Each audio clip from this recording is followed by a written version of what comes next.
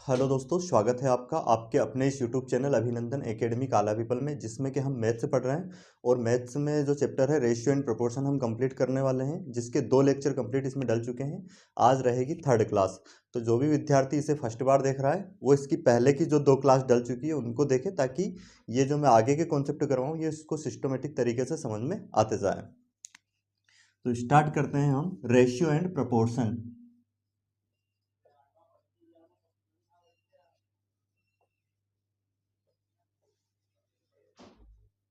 अनुपात और समानुपात।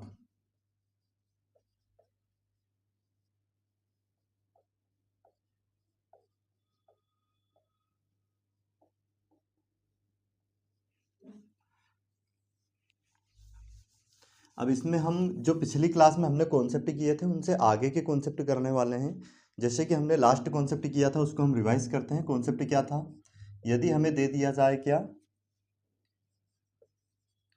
ए का 4/5 बराबर बी का 3/4 बराबर सी का 2/3 हो, तो ए अनुपात बी अनुपात सी ज्ञात करें। क्या ज्ञात करना है हमें? ए अनुपात बी अनुपात सी बराबर क्या होगा। अब इसको सोल्व करने के लिए मैंने आपको तरीका बताया था कैसे सोल्व करते हैं। A ratio B ratio C अगर निकालेंगे तो ये पलट जाएगा। कितना हो जाएगा? 5/4। और ये हो जाएगा कितना? 4/3। और ये हो जाएगा कितना यहाँ पे? 3/2। इसको अगर हम सोल्व करें तो एलसीएम कितना आ जाएगा इनका? 12। 12 से मल्टीप्लाई यहाँ पे करेंगे, 12 से मल्टीप्लाई यहाँ पे, 12 से यहाँ पे, ये 4 से 3 बार में, ये 3 से 4 बार में, और ये 2 से 6 बार में। इसको सोल्व करें तो 15, 4 चुक 16 और 3 चंग 18। ये इस क्वेश्चन का क्या हो जाएगा? आंसर हो जाएगा। तो ये कॉन्सेप्ट हम पिछली क्लास में कर चुके थे। अब देखेंगे हम नेक्स्ट कॉन्सेप्ट जो कल की क्लास के आगे के कॉन्सेप्ट होंगे।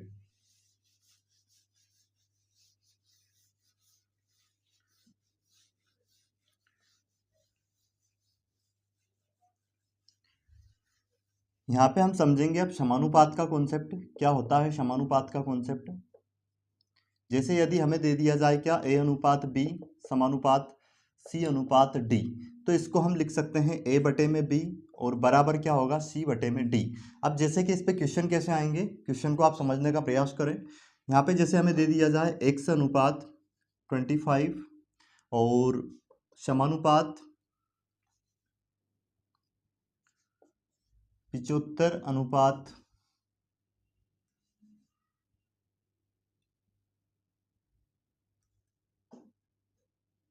यहाँ पे दे दिया जाए, मान लिया जाए हमें 50 दे दिया ऐसे। अब इसको अगर सोल्व करना है तो आंसर क्या आएगा? अब देखो ये क्या होगा, इसका मतलब होगा ये x बटे में 25। इसके अकॉर्डिंग अगर हम लिखें तो ये क्या हो जाएगा? बराबर में 75 बटे में 50। अब इसको अगर हम सोल्व करें तो क्या आएगा? 25 से कम 25, 25 दून 50, और 2 से अगर इसको काटे तो x की वैल्यू कितनी आ जाएगी? ये 2 तिया 6, 1 बच गया यहाँ पे, और फिर कितना हो जाएगा? 2 7 14, और फिर 1 बच गया यहाँ पे, उसके लिए जीरो लगा देंगे तो कितना हो जाएगा? 2 5 10, यहाँ पे दशमलव लगाएंगे तो 37.5 इस क्वेश्चन का क्या हो जाएगा? आंसर हो जाएगा। तो इस टाइप से कई क्वेश्चन बन सकते हैं, जैसे एक से यहाँ पे दिया हो, एक से यहाँ पे दे सकते हैं। मतलब कोई सी भी 3 आपको वैल्यू दे देंगे और कहीं ना कहीं एक जगह पे क्वेश्चन मार्क देंगे, उसकी वैल्यू हमें ज्ञात करना रहेगी। तो इसी कॉन्सेप्ट से हम सोल्व कर सकते हैं। तो ध्यान रखना, पर यहाँ पे कई क्या करते हैं कि उनको मतलब ये कॉन्सेप्ट पता नहीं रहता है, वो कहीं इस वैल्यू से इसको काटने लग जाते हैं कि 25 या 75। तो ऐसा नहीं करना, ध्यान रखना। ये क्या होता है, ऐसे क्रॉस में मल्टीप्लाई होता है। ऊपर की वैल्यू से अगर कटे तो उसको ऊपर वाली वैल्यू इधर की काट सकते हैं, नीचे की वैल्यू से नीचे की काट सकते हैं। और ये दोनों अगर आपस में कटे तो इनको काट सकते हैं, वैसे ही इन दोनों को अगर ये कटे तो इनको काट सकते हैं। परंतु क्रॉस में क्या होता है, जब बीच में इक्वल होता है तो क्रॉस मल्टीप्लाई होता है। ध्यान रखना है ये। अब देखते हैं नेक्स्ट सवाल हम इसमें, जिससे कि ये कॉन्सेप्ट क्लियर हो आपके और भी। यहाँ पे दे दिया जाए x अनुपात 15 और यहाँ पे हमें दे दिया जाए समानुपात, और ये 20 अनुपात मान लिया जाए यहाँ पे क्या है? 25 है। तो अब इसको हम सोल्व करेंगे तो क्या आएगा? देखो x बटे में 15 एज इट इज बराबर 20 बटे में क्या हो जाएगा? 25। अब हम इस वैल्यू से इसको अगर कटे तो काट सकते हैं, जैसे कि ये कट रहा है कितना? 5 3 15 और ये 5 चुक 5 25। अब यहाँ पे ध्यान दे, इस 5 से हम इस 20 को काट सकते हैं, 5 चुक 20। अब ये 3 का गुना होगा ऊपर जाके, तो क्या हो जाएगा? x बराबर 4 3 12, और ये इस क्वेश्चन का क्या हो जाएगा? आंसर हो जाएगा। नेक्स्ट क्वेश्चन देखते हैं हम इसी टाइप का, जिसमें कि एक्स का प्लेस बदलते जाएंगे सिर्फ।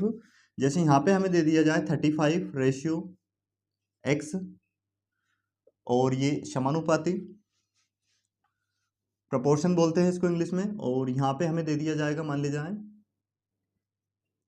5:7। अब इसको हम कैसे सोल्व करेंगे, तो देखो क्या होगा यहाँ पे, ये हो जाएगा 35/x बराबर 5/7। अगर इसको सोल्व करें तो क्या हो जाएगा, इससे ये कट जाएगा 5×7 = 35 और क्रॉस मल्टीप्लाई होगा। अब यहाँ पे एक बचा है, शतु शतु 49, और इधर कितना हो जाएगा, x का गुना इसमें करेंगे तो एक में x का मल्टीप्लाई करेंगे कितना आ जाएगा x, तो x इक्वल टू क्या हो जाएगा 49, और यही इस क्वेश्चन का आंसर हो जाएगा। तो इस टाइप पे ऐसे कई क्वेश्चन बन सकते हैं। और भी देखते हैं हम, जैसे हमें दे दिया जाए, मान लिया जाए यहाँ पे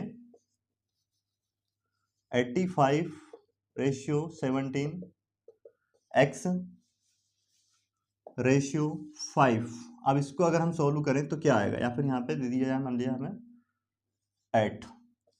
85/17 = x डिवाइड बाई 8। इसको सोल्व करेंगे, 17 से कट जाएगा, 17×5 = 85 होता है, 17×6 = 102, और ये यहाँ पे इसका मल्टीप्लाई हो जाएगा, 5×8 = 40। तो x की वैल्यू कितनी आ जाएगी, 40। इस टाइप से कई क्वेश्चन दे सकते हैं। और भी देखते हैं, पॉइंट में भी वैल्यू दे दे तो हमें इसे ही सोल्व करना है। जैसे 4.2:0.6 समानुपात 5:x। अब इसको अगर हम सोल्व करें तो क्या आ जाएगा, देखो 4.2 बटे में क्या आ जाएगा 0.6, और ये 5/x, यहाँ से पॉइंट कैंसिल हो जाएगा क्योंकि बराबर संख्या के इधर है, और ये 6×7 = 42। अब ये डिवाइड में आएगा 5, सॉरी ये इधर बटे में जाएगा, x इधर आएगा गुने में, तो ये आ जाएगा x बराबर कितना 5/7। अगर इसको हम सोल्व करें तो पॉइंट में वैल्यू जाएगी, पॉइंट में कैसे, अब जैसे यहाँ पे भाग में जाएगा तो भाग में जाने की दशमलव लगा देंगे और यहाँ पे 0 लगा देंगे, तो कितना हो जाएगा 7×7 = 49। फिर बच गया यहाँ पे 1, तो फिर कितना लेंगे उसको, 1 0 लगा लेंगे 10, तो 7 × 7, तो ऐसे 0.71 और आगे भी वैल्यू जाएगी इसमें, तो क्या हो जाएगा 0.71 इस क्वेश्चन का आंसर हो जाएगा। इस टाइप से प्रत्येक क्वेश्चन को हम सोल्व कर सकते हैं। अब देखेंगे हम नेक्स्ट कॉन्सेप्ट, जो कि इन्हीं कॉन्सेप्ट पर आधारित रहेंगे, इनसे ही मिलके बनने वाले हैं। जो पिछले हमने बेसिक क्लास ली है उन पर आधारित रहेंगे। जैसे हमने वर्ग वर्गमूल जो बेसिक में पढ़ा है उन्हीं पर आधारित क्वेश्चन है। क्वेश्चन हो जाएगा 5:7 का वर्गानुपात ज्ञात करें। 5:7 का वर्गानुपात ज्ञात कीजिए। क्वेश्चन क्या है, 5:7 दिया गया है जिसका हमें ज्ञात करना है वर्गानुपात, जिसको बोलते हैं स्क्वायर प्रोपोर्शन। तो क्या हो जाएगा, इसका वर्ग करना है सिर्फ, 5 का वर्ग 25 और 7 का कितना हो जाएगा 49, और ये इस क्वेश्चन का आंसर हो जाएगा। इस टाइप से कई क्वेश्चन बन सकते हैं। जैसे हमें दे देंगे 25:31 का वर्गानुपात ज्ञात करें, वर्गानुपात ज्ञात कीजिए। तो इसको हम कैसे सोल्व करेंगे, ध्यान से समझने का प्रयास करें। इसका वर्ग करना है, 25 का वर्ग कितना हो जाएगा 625, और 31 का वर्ग कितना हो जाएगा 961, और ये क्वेश्चन इस क्वेश्चन का क्या हो जाएगा आंसर हो जाएगा। अब देखते हैं नेक्स्ट क्वेश्चन, 49:64 का वर्गमूलानुपात ज्ञात करें। वर्गमूलानुपात ज्ञात कीजिए।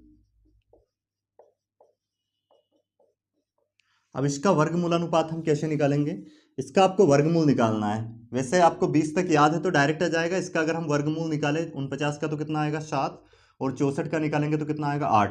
7:8 इस क्वेश्चन का आंसर हो जाएगा। ऐसे अगर कोई सी बड़ी वैल्यू दे दे हमें, जैसे दे दिया जाए 1024 रेशियो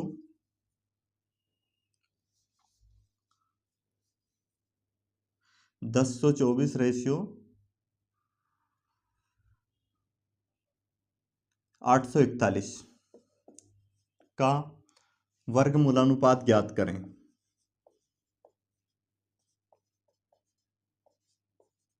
वर्गमूलानुपाती। अब इस क्वेश्चन को कैसे सोल्व करेंगे, जैसे अब यहाँ पे तो हमें इनका वर्गमूल याद था, नहीं याद है तो मैंने इसका शॉर्टकट बताया था वर्गमूल निकालने के लिए। पीछे से 2 संख्या छोड़ते हैं, 4 कब कब आता है, एक तो 2 का करने पे और एक 8 का करने पे इकाई के स्थान पे। यूनिट प्लेस पे 4 कब आता है?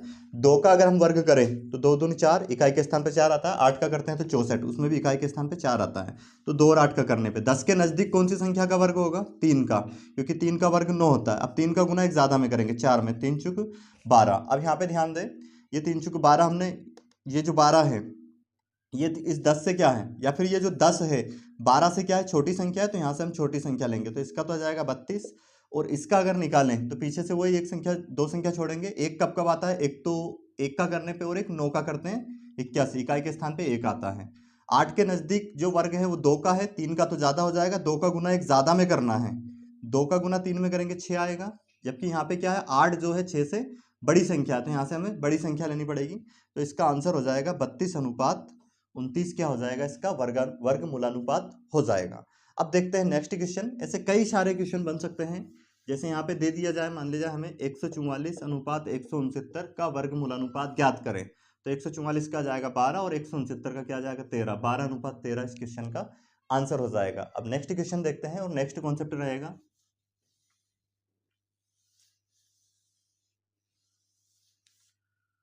7:8 का घनानुपात ज्ञात करें। घनानुपात ज्ञात करें।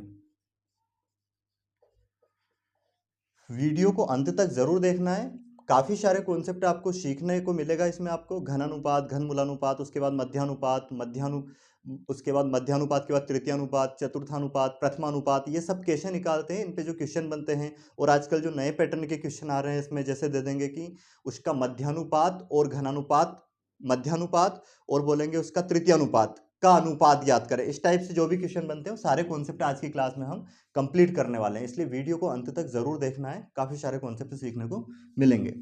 अब यहाँ पे क्या करना है, इसका हम घनानुपात मतलब इसका घन करेंगे। 7 का घन मतलब 7 गुणित 7 गुणित 7, इसकी घात 3 करेंगे, 8 की घात 3 करेंगे। 7 की घात 3 का मतलब होता है 343 और 8 की घात 3 का मतलब होता है 512, तो 343:512 इस क्वेश्चन का करेक्ट आंसर हो जाएगा। अब देखते हैं नेक्स्ट क्वेश्चन। जैसे हमें दे दिया जाए क्या, 5:3 का घनानुपात ज्ञात करें। क्या ज्ञात करना हमें? घनानुपात। घनानुपात ज्ञात कीजिए या घनानुपाती ज्ञात कीजिए, इस टाइप से क्वेश्चन देंगे। तो कैसे करना है अब हमें, आपको समझ में आ गया होगा। 5 का घन 125 होता है, 5 गुणित 5 गुणित 5 करेंगे और 3 का 27, तो हमारा आंसर क्या हो जाएगा इस क्वेश्चन का, 125:27 इसका घनानुपात हो जाएगा। अब देखते हैं हम नेक्स्ट कॉन्सेप्ट। जैसे हमें दे दिया जाए 343:729 का घन मूलानुपात ज्ञात करें। घन मूलानुपाती ज्ञात कीजिए।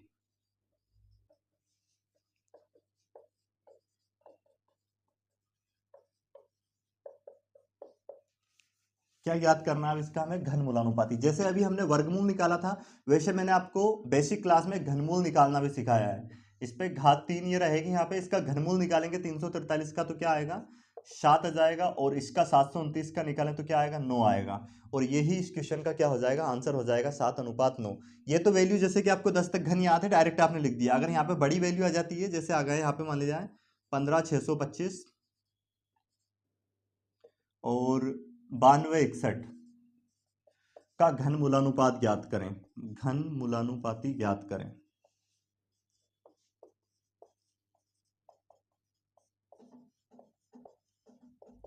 तो इस क्वेश्चन को अब कैसे हम सॉल्व करेंगे, क्योंकि अब इसका घनमूल तो हमें याद नहीं है, तो ये निकालने के शॉर्टकट तरीके मैंने आपको बेसिक क्लास में सिखा चुका हूं पहले, है ना। जो भी विद्यार्थी इसको पहली बार देख रहा है, तो इसमें मैंने क्या करना है, चैनल को सब्सक्राइब कर लेना है, ताकि सारे वीडियो आपके पास आ जाए। क्योंकि इसमें मैंने प्लेलिस्ट बना रखी है, प्लेलिस्ट में आपको सिंप्लीफिकेशन का पोर्शन मिल जाएगा, जिसमें कि कम से कम 13 से 14 इसके वीडियो डले हुए हैं। अगर वो आप कंप्लीट देख लोगे तो उससे आपका पूरा बेसिक मैथ से कंप्लीट हो जाएगा।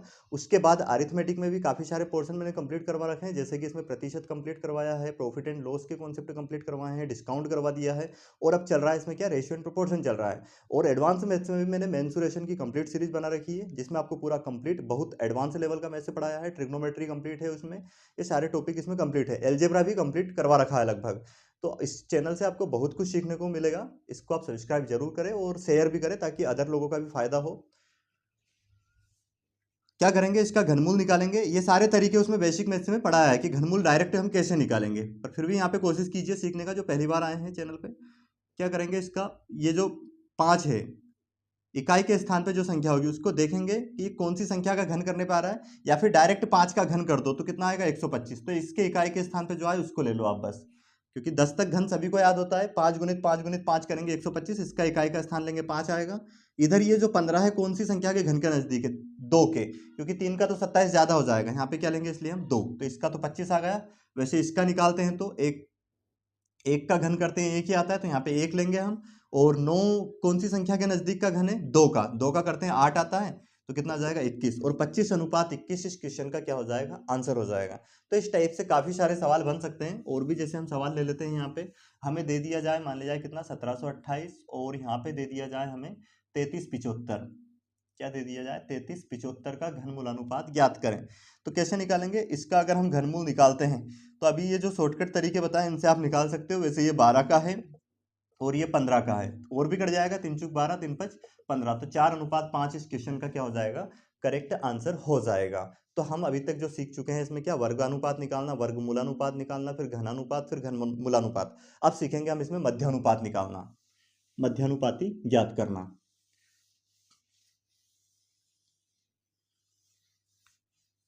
जैसे हमें क्वेश्चन देते हैं 4 और 9, 4 और 9 का मध्यानुपाती ज्ञात करें, मध्यानुपाती ज्ञात करें,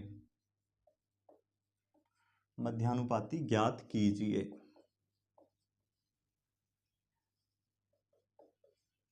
अब देखो इसका मध्यानुपाती हम कैसे निकालेंगे। 4 और 9 का मध्यानुपाती ज्ञात करना है। मध्यानुपाती के लिए आप एक फार्मूला याद रख सकते हो, इसको ए की वैल्यू, इसको बी की वैल्यू मान सकते हो, और यहाँ पे मध्यानुपाती लिख के डायरेक्ट एक फार्मूला बनेगा। वो फार्मूला कैसे बना है वो भी मैं बस समझाने का प्रयास करूंगा। मध्यानुपाती, मध्यानुपाती के लिए क्या करोगे आप, अंडर रूट में ए इंटू बी, जो भी वैल्यू आएगी उसका अंडर रूट में रख दोगे आप। तो क्या हो जाएगा यहाँ पे 4 गुणित 9। अब इसका मल्टीप्लाई कर लोगे, 4 नाम 36, और 36 का बाहर क्या जाएगा 6, या फिर आप 4 का वर्ग 2 निकाल देते वर्गमूल, 3 9 का 3 आ जाता, और 3 दून 6 फिर गुना कर देते तो भी यही आ जाता। इस टाइप से भी आप कर सकते थे। अब ये बना कैसे, जो हमने समानुपात का कॉन्सेप्ट पढ़ा था, क्या था, ए अनुपात बी समानुपात सी अनुपात डी। अब ए का मान तो यहाँ पे क्या है, ए का मान है 4। अब इसका जो समानुपात, यहाँ पे मध्यानुपात मतलब ये वाली वैल्यू दोनों मध्य में है, तो इनका मान हमें ज्ञात करना है। तो इसको हम मान लेंगे क्या, x, और ये जो लास्ट में है जो कि हमने b माना है यहाँ पे d, ये यहाँ पे रखेंगे। इसको सोल्व करेंगे, 4/x बराबर x/9। तो क्या होगा देखो, x का गुना उधर जाके होगा, इसका गुना इधर आके होगा, 4 नाम 36, और इधर स्क्वायर हो जाएगा, और इधर से स्क्वायर हटाएंगे तो इस पे क्या आ जाएगी, करनी। और यहीं से ये फार्मूला बना है एक्चुअल में, क्या होगा इन दोनों का, क्योंकि हर बार गुना होगा आपस में, और इसका गुना जाके उधर स्क्वायर होगा तो इधर करने लगनी है। उसी से फार्मूला बना दिया, डायरेक्ट अंडर रूट में ए इंटू बी रखेंगे तो उससे क्या आ जाएगा, जो दो संख्या हमें देंगे उनका मध्यानुपाती निकल के आ जाएगा। तो इसका आंसर क्या आ जाएगा, 36 का वर्गमूल निकालते हैं तो 6। अगर आपको ये बेसिक पसंद है तो इससे भी कर सकते हो, ये शॉर्टकट आप फार्मूला याद रख सकते हो, इससे भी आंसर आ जाएगा। नेक्स्ट क्वेश्चन देखते हैं हम इसी टाइप का, पहले आपको सोल्व करना है उसको।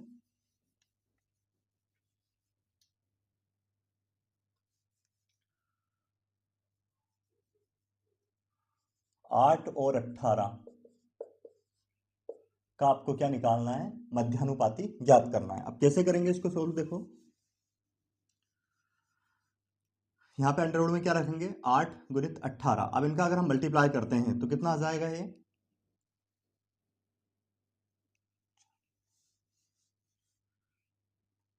18 8 होता है वैसे 144, 144 का अगर वर्गमूल निकालें तो क्या आ जाएगा 12, और 12 इसका क्या आ जाएगा, मध्यानुपाती। इस टाइप से हम प्रत्येक क्वेश्चन का आंसर निकाल सकते हैं। और भी देखते हैं अगला क्वेश्चन, 9 और 16 का मध्यानुपाती ज्ञात करें। क्या हो जाएगा इसका, 9 गुणित 16, 16 नंबर कितना होता है, ये होता है 144। ये भी 144 का अगर वर्गमूल निकाले तो कितना हो जाएगा, ये भी आ जाएगा यहाँ पे 12 इसका आंसर, क्योंकि इसका अगर निकाले 9 का तो 3, और 16 का निकाले तो कितना हो जाएगा 4, और दोनों का मल्टीप्लाई करते 12, तो ऐसे भी कर सकते हो। ये आपको समझ में आ गया होगा किस तरह हम किसी दो संख्याओं के बीच का मध्यानुपाती ज्ञात करते हैं। अब निकालना सीखेंगे हम तृतीयानुपाती।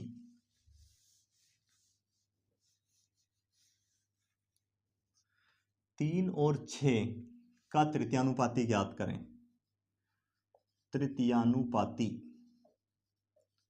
ज्ञात कीजिए। अब तृतीयानुपाती कैसे ज्ञात करेंगे, पहले अगर आपको याद है तो इसका आंसर निकालें और उसके बाद इसका सॉल्यूशन आप चेक करें आंसर सही आया है या गलत आया है।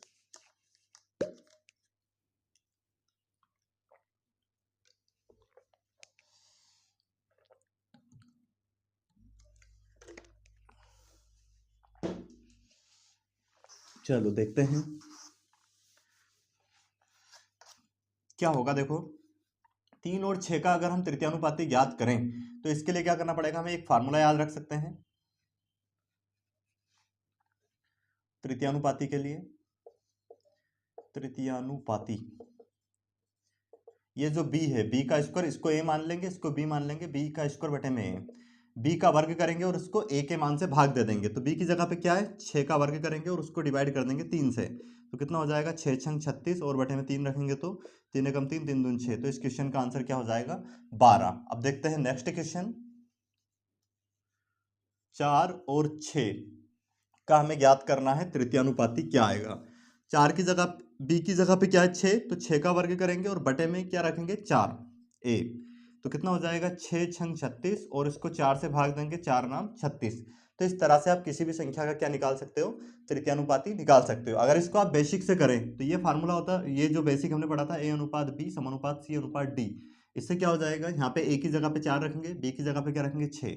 अब जो हमें ज्ञात करना है तृतीयानुपाती, ये जो बीच वाली संख्या इसको तो रिपीट करना है हमेशा, यहाँ पे 6 आ जाएगा और ये तृतीयानुपाती हमें ज्ञात करना है। अब इसको सोल्व करेंगे, 4 बटे में 6 और बराबर 6 बटे में डी। अब क्या होगा, देखो ये 6 का गुना उधर जाके होगा, डी इधर आएगा और ये 4 बटे में जाएगा तो कितना हो जाएगा 6 छंग 36 और बटे में ये 4 इधर आ जाएगा, 4 नाम 36। तो ये आ गया तृतीयानुपाती। इस तरह से आप निकाल सकते हो, पर ध्यान रखना है ये जो वैल्यू है बी का मान यहाँ पे रखोगे और उसको फिर रिपीट करोगे तृतीयानुपाती के लिए। लास्ट वाले को जो भी एक से मानना हो एक से, या फिर डी भी मान के रख सकते हो। तो क्या जाएगा, उसका जो भी मान आएगा वो तृतीयानुपाती होगा उसका। या फिर डायरेक्ट फार्मूला याद रखोगे, ये जो सेकंड संख्या रहेगी सेकंड नंबर, इसका वर्ग करना है और उसको डायरेक्ट 4 से डिवाइड कर देना है। जो भी संख्या रहेगी एक स्थान पे उससे डिवाइड करना है। एक और क्वेश्चन ले लेते हैं एग्जांपल के लिए। जैसे यहाँ पे हमें दे दिया जाए अगर 6 और यहाँ पे हमें दे दिया जाए मान लीजिए 9। 6 और 9 का आपको तृतीयानुपाती ज्ञात करना है। तो 9 का तो वर्ग करेंगे बटे में 6। अब 9 का वर्ग, इसको 9 गुणित 9 भी लिख सकते हो आप, ये क्या हो जाएगा 6 को लिख सकते हो आप कितना 3 गुणित 2, तो ये 3 तिया 9। इसको सोल्व करेंगे, 9 तिया 27 बटे में 2, 2 से इसको डिवाइड करेंगे, 2 एकम 2, 2 तिया 6, 2 पंज 10। तो 13.5 इस क्वेश्चन का क्या हो जाएगा, करेक्ट आंसर हो जाएगा, जो कि तृतीयानुपात होगा इसका। 6 और 9 का तृतीयानुपाती कितना होगा 13.5। अब देखते हैं नेक्स्ट क्वेश्चन। इन पर आधारित देखो एक क्वेश्चन आता है तृतीयानुपाती और मध्यानुपातीपन। क्वेश्चन ले रहा हूं मैं, 4 और 9 के मध्यानुपाती और तृतीयानुपाती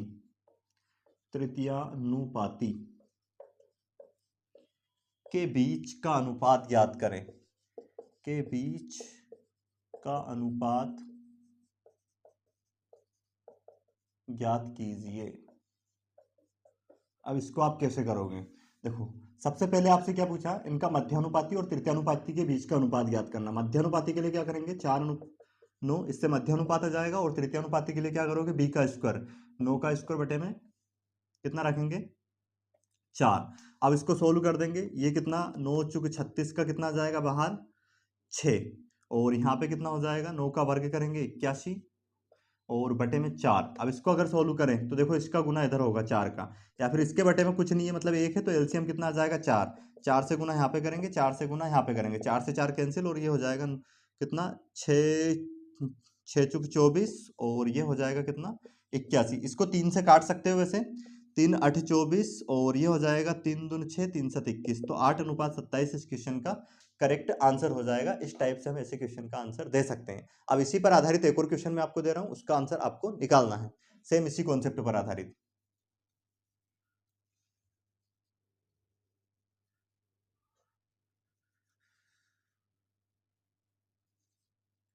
आठ और 18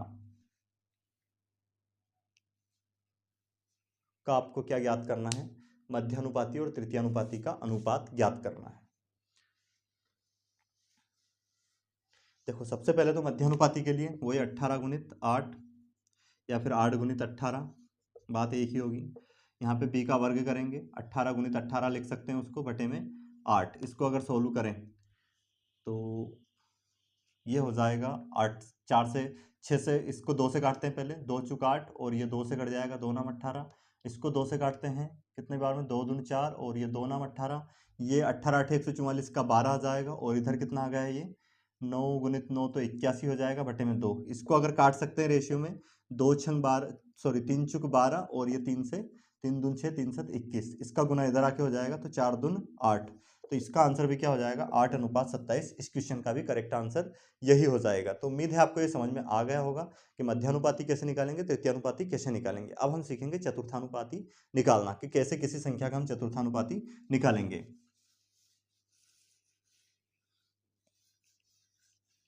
जैसे हमें दे दिया जाए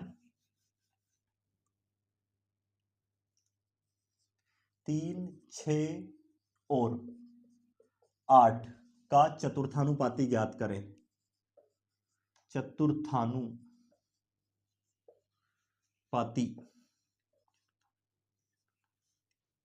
ज्ञात कीजिए। अब इसका चतुर्थानुपाती ज्ञात कैसे करेंगे हम, देखो वही इसके लिए फार्मूला, इसको ए मान लेना, इसको बी मान लेना, इसको सी। तो आपको फार्मूला क्या हो जाएगा चतुर्थानुपाती का, बी इंटू सी करना है और बटे में क्या लिखना है, ए, इससे भाग देना है। तो बी का मान कितना है 6 और इसका मान कितना है 8। इसका मान कितना लिखेंगे 3, 3 दून 6, तो ये हो जाएगा 8 दून 16, 16 इसका क्या हो जाएगा, चतुर्थानुपाती हो जाएगा।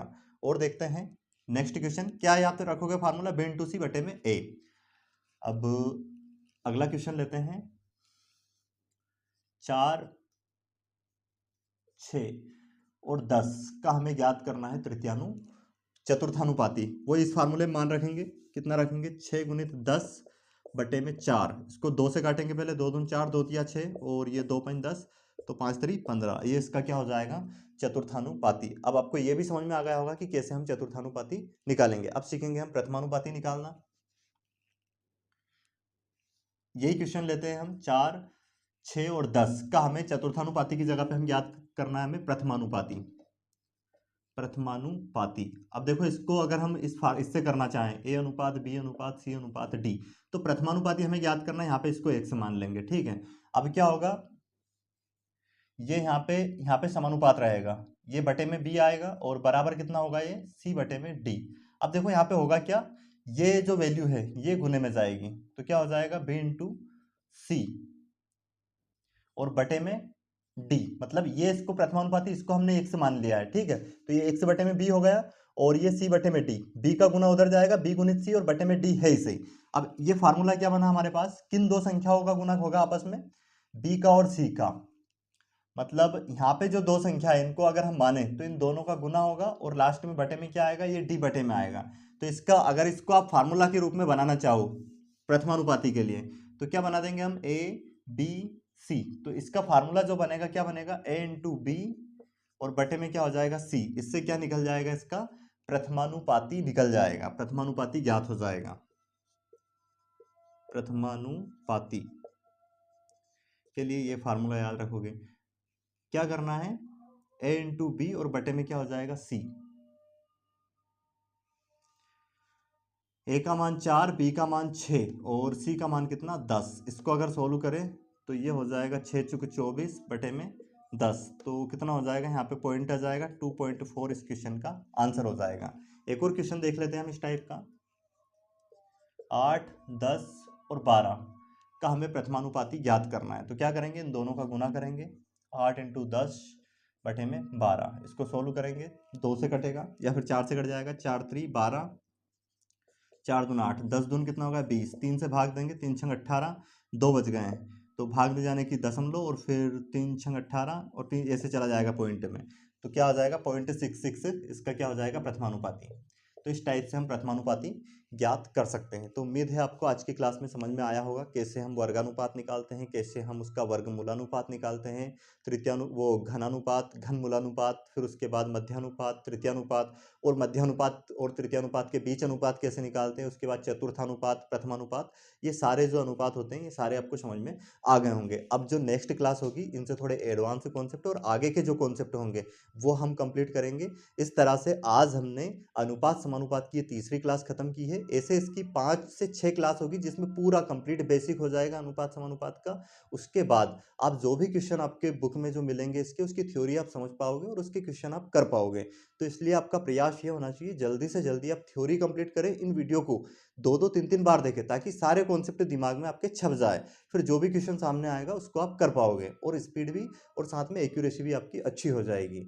इसलिए अभी आपका मेहनत करने का समय है। ज़्यादा से ज़्यादा मेहनत करें और पूरे डेडिकेशन के साथ पढ़ें। अगर आप कंपटीशन की तैयारी कर रहे हैं तो पूरी शिद्दत के साथ अपना 100% दे के करें, तो ही आपको उसका बेनिफिट मिलना है। अगर आप ऊपरी मन से करेंगे, कहीं न कहीं थोड़ा बहुत पढ़ लिया फिर छोड़ दिया, अगर ऐसे आपकी कंटिन्यूटी नहीं है, तो आप कुछ अच्छा नहीं कर पाओगे। अगर आप कंपटीशन में अच्छा करना चाहते हो, मतलब कुछ अपना रिज़ल्ट जो है पॉज़िटिव चाहते हो, सक्सेस होना चाहते हो, तो उसके लिए आपको 100% देना ही पड़ेगा। चाहे आप ये बात आज समझ लो या आज से 2 साल बाद समझोगे, तो बाद में फिर पछताना रहेगा हाथ में, समय निकल जाएगा। अभी क्या करना है, बस ज़्यादा से ज़्यादा मेहनत करना है। धन्यवाद।